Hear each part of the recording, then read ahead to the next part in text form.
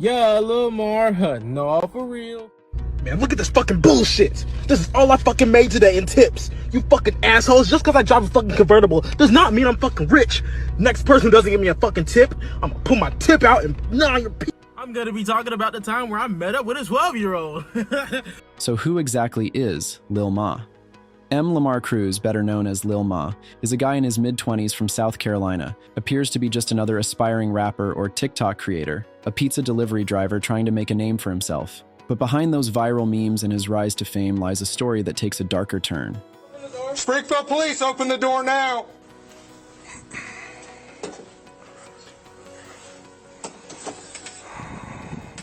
As we peel back the layers of his seemingly ordinary life, what surprising secrets might be hiding behind? And what serious accusations are waiting to be uncovered? We'll get into that soon, and you'll discover some shocking details about Lamar's behavior and the troubling allegations that have earned him the title of TikTok's darkest predator. Before we continue with the video and my further explanation about Lamar Cruz, I want to ask for your help. I'm trying to reach 100 subs by the end of this week, so I'd really appreciate it if you would subscribe and help me out. Okay, let's dive into the video. Yo, Lil Martin, this bitch, you already know what the fuck going on. No, for real. Lamar, the rapper, didn't see much success in his music career. He started building his online presence back in 2015 when he uploaded a song called Bass Bumpin'. Unfortunately, it didn't get much attention, only racking up about 1,500 listens. He followed that up with a few other tracks, like Premium Draws and Savage Shit, but none of them gained any more attention than his first song. Throughout 2015, 2016, and 2017, he kept releasing music, but it all seemed to fade into the background until 2018. That year would bring him his first taste of fame, but not in the way he expected. His two most well-known songs, Do the Mar and Silly Head, became famous, but mostly as memes, not exactly the fame he was hoping for. Thinking he was about to blow up in the rap scene, he decided to change his look. So, what did he do? He started getting a ton of tattoos, thinking it would make him cooler. But instead of making him cool, it just turned him into a walking joke. He got his catchphrase tattooed on his forearm, had SpongeBob and Patrick inked on his stomach, and even put a palm tree on his cheek. But the most talked about tattoo was the one on his face that says lonely. Yo, Lil Martin, this bitch, you know what the fuck going on. Just got my first face tattoo. That was his first tattoo. And right after getting it, he had the genius idea to start a GoFundMe to get it removed. You can guess how that went. Sadly didn't work out. These choices really made him a meme sensation. He's been part of many viral moments, but the one that stands out the most is the infamous McChicken incident. Oh, I'm so horny. And I haven't found any girls recently to have sex with. What should I do?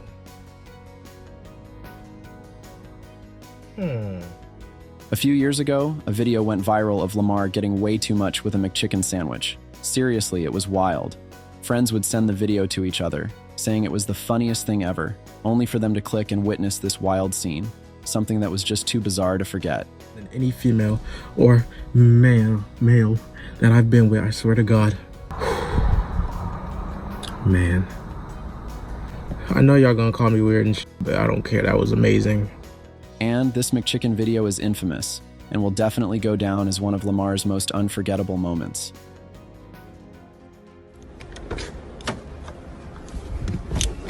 Woo! Yo, hold up. Who a virgin? Ain't no motherfucking virgin in this car, bitch. Not no more, there ain't. You know what the fuck going on? Stop blaming me, bro. Ain't no motherfucking virgin no more, bitch. Believe it or not, there's actually a hidden story behind this video that explains a lot. Around this time, Lamar was really focused on the fact that he had never been with a woman before. He thought that if he wanted to be a big, successful rapper with loads of money, he needed to change that. So he had no problem paying for it. He saw an ad online, took out $60, and drove out to the middle of nowhere to meet this woman, all while showing off like it was no big deal. Woo! Yo, hold up. Who a virgin? Ain't no motherfucking virgin in this car, bitch. Not no more, there ain't.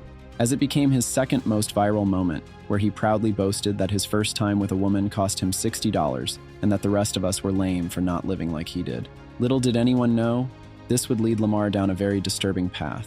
Just because he finally had that experience didn't mean his obsession went away. He had no problem seeking out multiple women for the night to boost his body count, which he took great pride in. In fact, he keeps a detailed list of every encounter, noting things like the date, race, whether he paid, state, and age. At this point, Lamar was focused on delivering pizzas, rapping, and adding names to this list. He was always on dating apps looking for casual hookups, which led to even more hilarious moments. During one of these meetups, he felt a bit suspicious, as he did with any woman he didn't have to pay. But he was still determined to add another name to his list. However, this time, he got a lot more than he bargained for. Yes.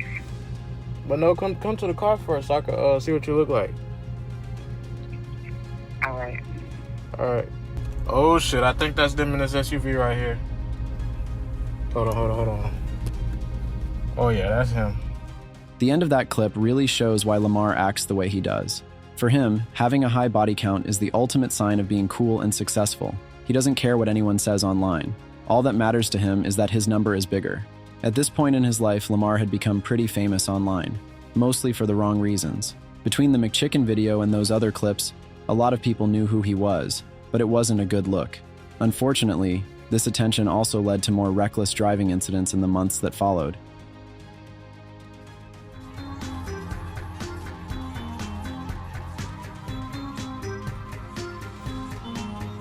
Oh, this goddamn motherfucking... If you're familiar with Lamar, this probably doesn't come as a shock. He's known for posting a ton of videos where he drives super fast and recklessly. And it's not just about going a little over the speed limit or riding someone's tail. It's about switching lanes at crazy speeds and getting right up behind people, even closer than a typical tailgater would.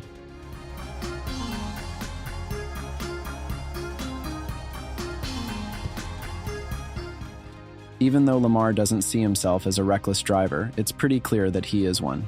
It looks like this might be his way of coping. Myself to be a experienced enough driver, and I've never had an accident before either, so I don't understand how y'all guys try to say I'm driving recklessly, especially because... Honestly, it's a miracle he hasn't ended up in a serious accident. Here we go. Woo!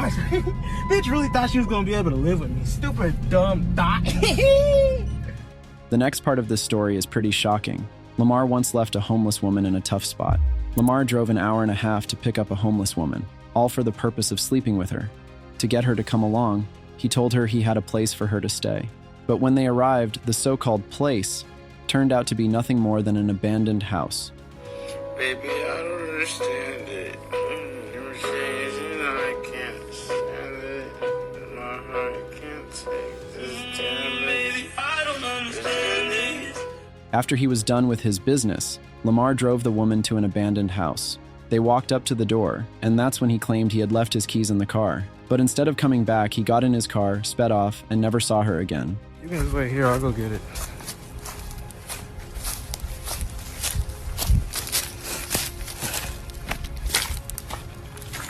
Not really. Bitch got my whole motherfucking car smelling like goddamn fish. No fucking cap, bro. This shit is ridiculous, bro. That was the worst fucking shit ever.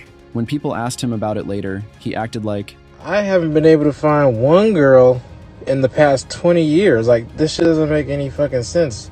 I can't find one girl in 20 years yet. It's been 20 years I haven't found one that's interested in me. I don't know what the fuck. Because I wanted to meet you because you're a f***ing meme. Wait, you said what? I'll give you a kiss on the cheek. Okay. Got Alright. you. Okay, bye. Bye. one of the funniest moments in all these catfishing stories has to be when Lamar drove over an hour to meet a girl. When he got there, she told him right away that it was just a meeting and nothing else was going to happen. The whole reason she showed up? Simply for the meme. Just got a kiss on the cheek. No, for real. Damn way. It's clear that people were catfishing Ma because of his meme fame. They knew about his list and realized they could use it against him. Some even went to the extreme of pretending to be minors to lure him into a sting operation, and it worked more than once. But now, let's move on to a pretty shocking part of this video, running over a dog. Like Keemstar pointed out on Twitter, it raises a big question. Why would anyone share something like this? Nobody's going to feel sorry for you for hitting an animal, even if it was an accident. Honestly, it seems a bit pointless to even bring it up, especially coming from someone who has already been involved in the McChicken incident, abandoned a homeless woman, and done some pretty terrible things to kids. So, yeah, he ran over a dog and claims he felt bad about it. His word is taken for what it's worth. The dog died, or when I hit the dog though. Swift is known for having bad drivers. Oh my God! Oh my fucking god! You got it, baby. You fuck it. Get on the road. I'm gonna be talking about the time where I met up with a 12-year-old. People were really worried about what Lamar could do, and then on October 26, 2019, those worries turned into reality. Lamar Cruz and his friend Randall Huff were charged with assaulting a minor. They had set everything up online with a 14-year-old girl. It was supposed to be a double date, but one of the girl's friends canceled, which ended up saving her from a bad situation with Lamar and Randall. They met the girl in a Walmart parking lot, and after what happened, they all went inside together. When the victim saw some police officers, she told them what had gone down. Lamar and Randall were arrested on the spot and later found guilty of their crimes. So then I decided to push it further and tell y'all she was underage so that I could go viral, and it was pretty stupid. I mean, I started a rumor about myself. During the trial, Lamar was openly dating a 16-year-old, but the court didn't consider this at all.